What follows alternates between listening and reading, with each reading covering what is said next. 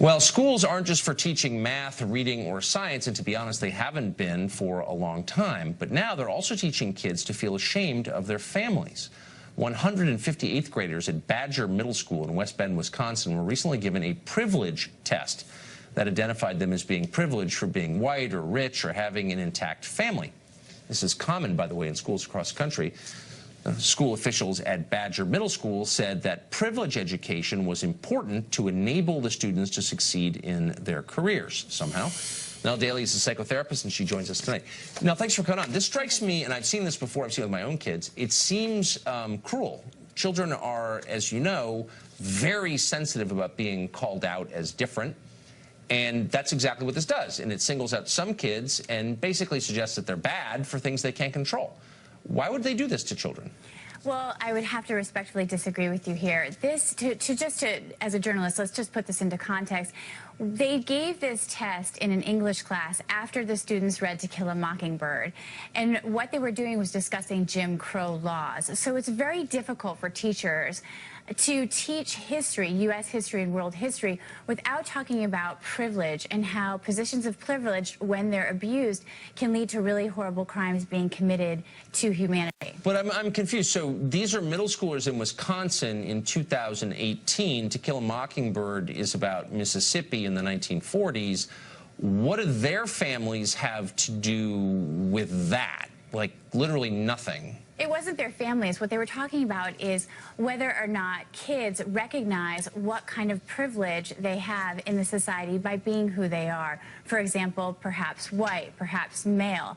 And it's teaching children that they need to have compassion for people who are on the other side of whatever they are, and to also not abuse that position of privilege moving forward in their lives. Oh, so they're scolding the kids for things they can't control, like their race or the condition of their family. I mean, by the way, isn't this... I don't believe anybody was actually scolded, and in fact... But the implication is, look, you have a special responsibility to be sensitive because of something you can't control. And by the way, absolutely. You really Tucker, if we didn't teach children this at this point, right, then we're going to raise little boys who end up becoming producers and executives at large movie studios who then end up committing crimes against women, like rape. We need to teach children how to be really compassionate towards other people and to be much more sensitive to not abusing their positions of power. How is this compassionate to single out little kids? They're not little kids.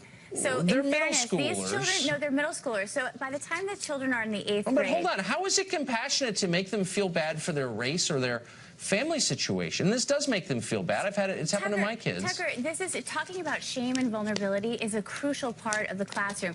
And it's interesting what the parents, yes, because what the parents were saying was that... Are the teachers qualified to do this? You've sat through U.S. history classes. You've sat through world history classes. Yeah, and I think it's one thing, hold on, I'm not sure that being a middle school history teacher gives you, first of all, the right to talk to my kids about their family and to make judgments about their family, A. B, are they really qualified to navigate something this delicate? Does a bachelor's degree in history give you the ability to do this, to tackle the nuances here effectively? I'm not sure. I'm not convinced. As a psychotherapist, I read the actual survey, and some of the questions, I agree with you, were a bit bizarre, and I didn't understand them. But asking children to recognize where they hold positions of power because of their race or their gender is really important, and it's very difficult for teachers to not bring that up. I would correct you by saying it's really stupid, actually, because the idea that all people of one race are empowered and people of another race are disempowered is, first of all, factually wrong. You're making this binary. This is a very nuanced conversation. I'm not making it binary. The people who administer this test are. When you talk about the Civil War, when you talk about World War II, how do you talk about those kind of world history events where many, many people were killed, where blood was actually spilled because of race, because of politics? You can't not bring this stuff up with kids in a classroom. Right. And I'm not suggesting that you don't bring it up. That's not at all what I'm saying. That's what the teachers are doing. The teachers were hoping... Well, hold on, slow down. What I'm saying is that you shouldn't say to kids that somehow you're implicated in it. The Civil War took place 150 years ago. It has nothing to do with the kids at Badger Middle School in Wisconsin. No, that's not what the survey was saying. The survey was saying, do you recognize where you hold a position of power. And the thing that's interesting is what gets triggered. But this is, hold on, this is subjective. This is totally subjective. I mean, I could say let's be totally real here. It's not always true that the white guy is the most powerful person in every situation. That's a gross generalization, actually. I agree with you, but let's just say, for example, that men still make more money than women across many, many industries in this country.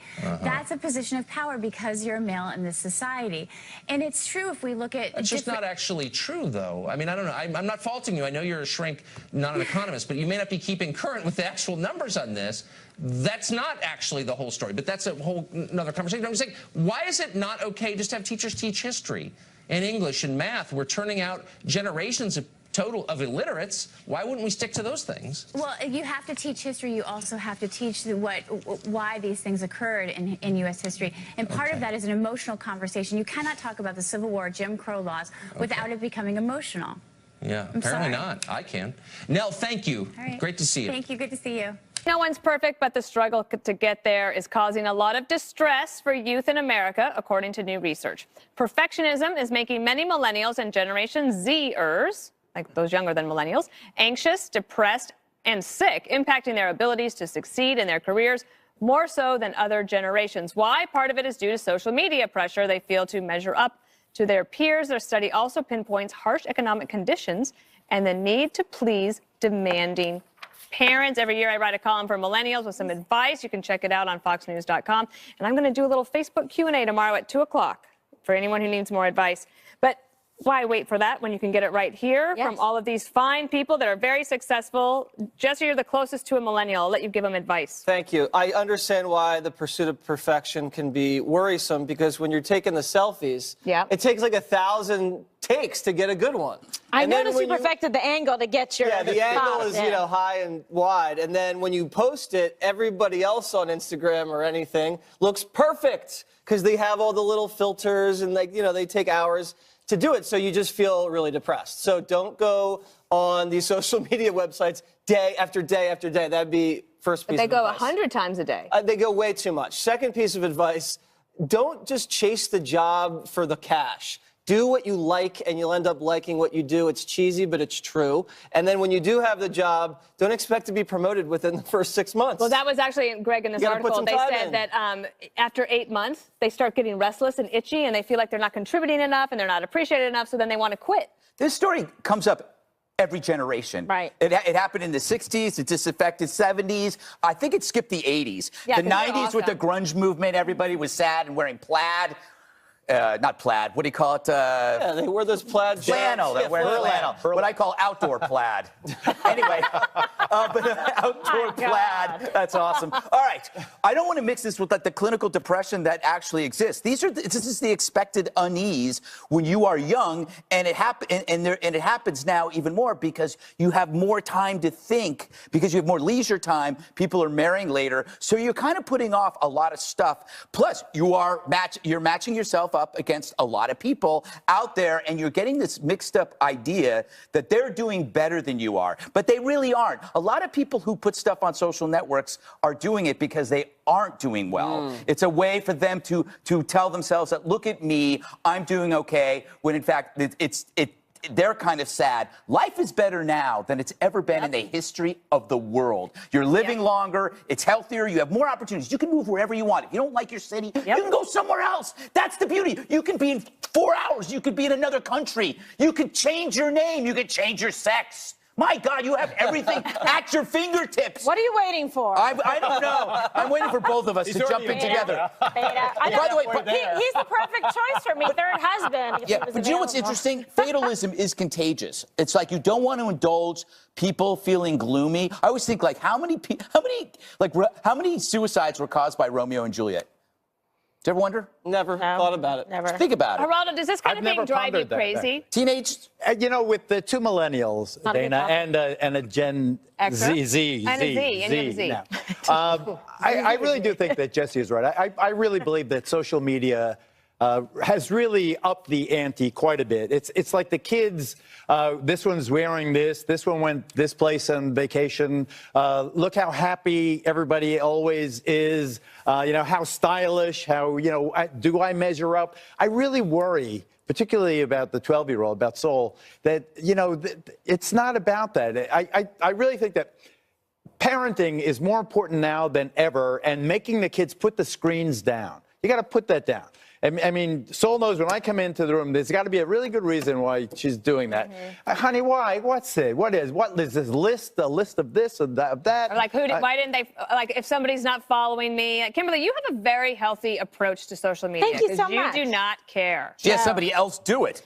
No, here's the thing. I actually don't care because people are going to write stuff. They're going to say stuff. What are you going to do? I feel very happy, confident, secure in myself. Yeah, and that's it. So it's there. I participate. I have a lot of followers. I appreciate them following. There's going to be people who are incredibly nice and gracious, and there's going to be people that obviously have something wrong with themselves or not going well in their life, and they want to try to be mean-spirited.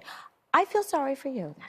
But what would you advise these young people? I would say that, really develop your own interests and look for yourself, from within for happiness, and don't make it how many followers I have, or, how many friends, or how many people are texting me back, or because, you're just chasing it down a rabbit hole, and it's not a good idea. It's not healthy psychologically. But we want them to follow us on Instagram. That's okay. Nice. But this is not about a generation. This is a different story. We talk about how we're worried about artificial intelligence. We're embracing this. We're embracing this into our lives. This is changing. So the idea that it's just a problem with kids, we're all. So much so that guess what? Oh, I just said that. Guess what? Facebook Friday is coming right up.